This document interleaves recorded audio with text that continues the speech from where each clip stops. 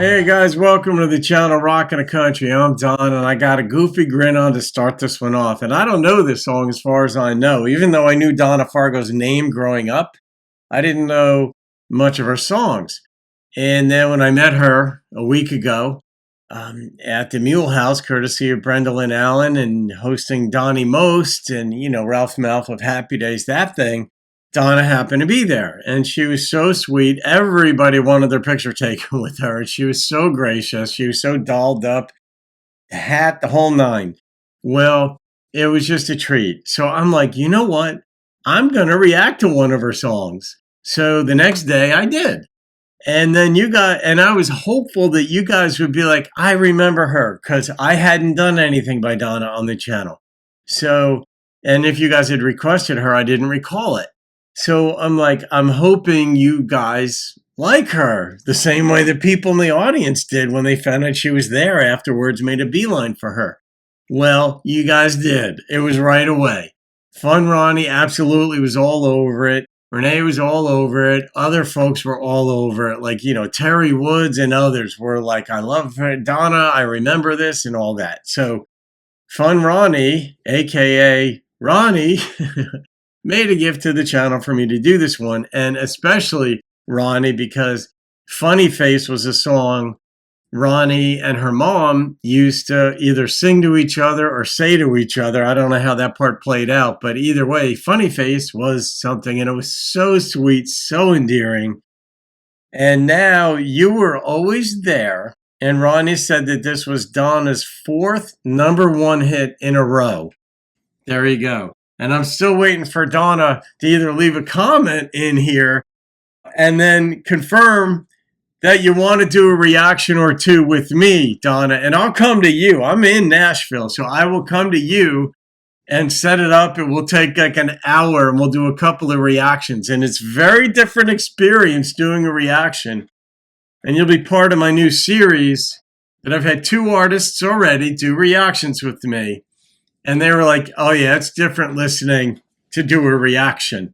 And Donna, I said this before, her voice it's beautiful. It's eminently listenable, but it's a cross between Loretta's and Dolly's. And I even heard a little bit of Reba in it last time. So Reba might have modeled herself on Donna. Who knows?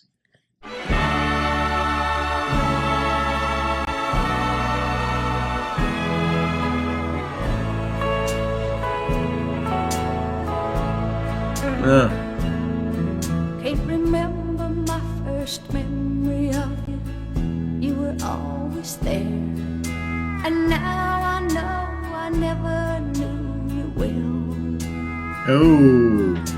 But I was just a kid, and you were always there to pick me up every time I fell.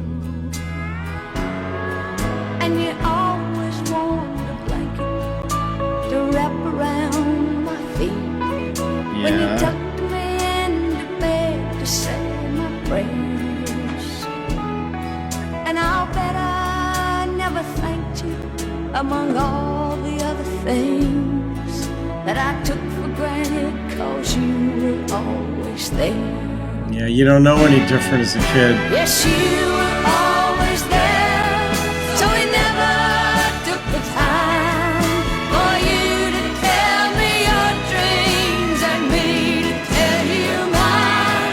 And we never took the time to talk of love and happiness and life and death and heartache and pain and loneliness.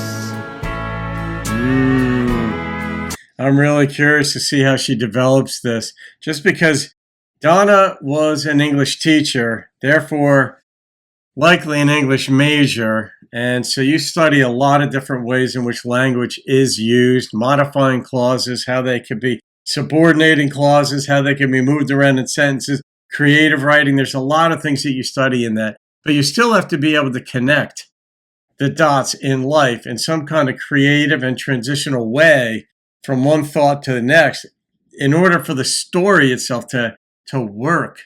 And Donna does that. And that's why when I hear her songs, not only is she listenable, her producer's very good, But I keep thinking she must have been the one who wrote these songs. Why, I don't even know if you were happy or if you could have been, or if you could have one wish, what would it be? Or what would you do differently if you could live again? And were you glad that you gave life to me? Yeah, And you I'd knew it was her give mother. anything to tell you that I'm glad that you were born, but you'll never hear the words I learned to sing. Later 'Cause on. before I got to know you, you died of loneliness, and the Oh. I grew up and moved away. Yes, you were always there, so we never took the time for you to tell me your dreams and me to tell you mine. There were so many like that. things that could have been, but now we'll never share. 'Cause kids don't know much, and you were always there. No, That's the way it works. kids don't know much, and you were always there. It's like Mike and the Mechanics in the Living Years, but deeper. Yeah. Well, and it is true. And it is life, because kids don't know any different. They just don't. They don't know different things than when they're growing up. There's no perspective. There's no savoir-faire. You don't have a traveling perspective, like when you travel to other states or countries and you find out that other people don't live like you. Some have it way better than you. Some have it way worse than you. Some have it exactly the same as you. Some went to schools that had 100 kids in it. Others went to schools that had 3,000 in it. Whatever. Experiences varied. And kids don't know. They have to get in the car when their parents say, get in the car. We're going here. We're going there. And you may like it. You may not like it. You may have to go to church, temple, the store, anywhere. But you got to go when your mother says or father, get in the car. We're going somewhere. You don't know any different. So even if you're going to do something that's really cool and that you like, it's still your parents are telling you what to do.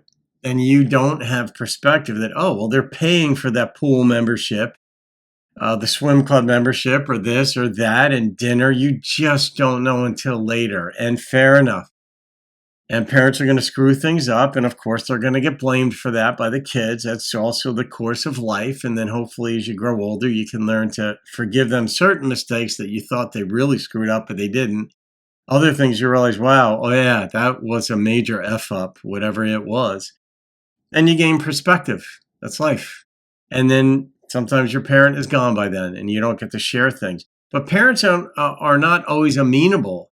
Not all human beings, just because they have kids, desire to even talk with their own kids very much or other people. Some are much more private. Some just don't want the responsibility of emotional attachment, even to their own children. Mothers, fathers. It tends to show up more in fathers, but I ran a dance studio and there were certain moms I saw that were way more invested in themselves than they were in their children. And I knew those kids were going to have a harder life than otherwise. But Donna, even the way, she used the word differently. Now, most artists would have said different, and it was a correct adverbial form of that word. And even little nuances like that, I just smile at. But it's really a poignant song where the part that really made it more poignant to me than Mike and Mechanics in the Living Years, is when the part where she said, we didn't talk, I didn't share my dreams with you and you didn't share yours with me. Now that is a very detailed part of a relationship between a mother and a daughter, or a child and a parent for that matter, or even a husband and wife, where dreams are big. People will ask you, and this is a form of asking someone what their dreams are. What's on your bucket list? And be like, oh, I want to go to Spain. I want to do this. And it's like, that's one of your dreams. That's exactly it. A dream is another way of saying a hope. Hope for a really cool thing and wonderful thing, as opposed to a fear, which is something where you don't want something to happen. A dream is something you do want to happen. And here it is, right here in the song, where they didn't get to share those with one another, and you could kind of lament that. I was talking with somebody at Brenda Lynn's thing the other night. Her name was Lala, and I'd never met anybody named Lala. We were talking after the show with Donnie Most, and it was really like a jazz type of situation because Donnie's like a crooner. And it was just a happenstance conversation. We happened to be standing near each other at one point after the show backstage. And she's a stunningly beautiful woman. If Lala even sees this, it's like, she said she used to love Happy Days growing up. And I looked at her, I'm like, you're way too young to know Happy Days. I legit thought she might have been in her younger 30s. And she said she was about to be 60. I'm like, oh my God. Goo. But hey, worse things have happened. If I thought she was 90 and she was about to be 60, that's way worse. But she is a jazz musician. She went to Belmont, she told me. And I said, oh, you could have been up on stage with these guys. She's like, oh, I would love that. I would love to have a jazz band. And my simple question was, what would it take for you to make that happen? And her response was really perfect. She just looks at me. She goes, it's a really good question. I mean, she hadn't really pondered it. But you have to ponder it. Dreams, you got to ponder it if you want to see them happen. So this song was absolutely beautiful, Ronnie. I mean, I could see why it went to number one, because Donna's songs ran deep. It's a reason she's got a line of greeting cards. So I'm going to rate this one. And then, all right, I go with the number that popped into my head. The number that popped into my head was a 9.5. And the next word that popped into my head was poignant or poignancy. This song was poignant, orchestral. The backing was sort of like heavenly in a sense, which is fitting for the theme. So there you go, guys. Whoo, Donna. Oh, yeah, it really is. It's Donna Fargo week.